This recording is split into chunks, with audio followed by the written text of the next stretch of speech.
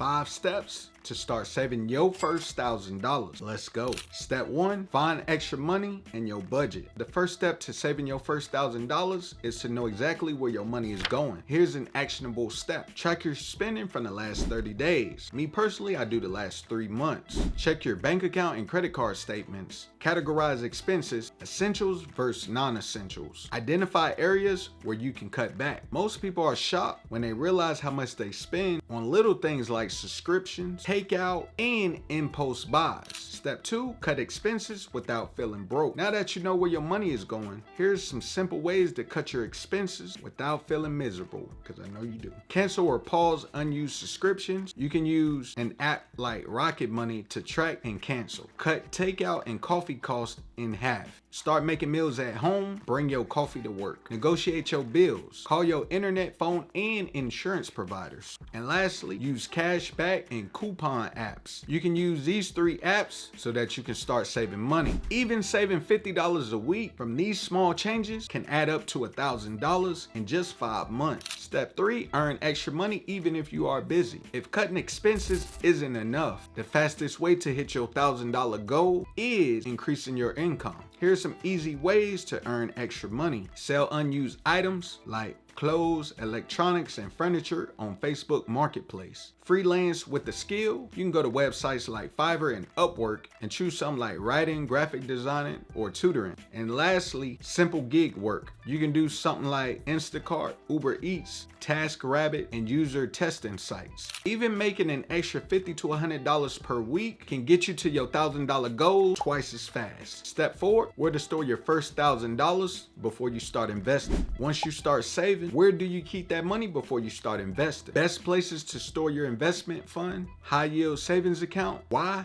Better interest rates than traditional banks. Separate investment fund account so that you can avoid spending it accidentally. And lastly, cash envelope system. Use that only if digital tracking doesn't work for you. The goal is to keep your money safe but accessible while you build your investment fund.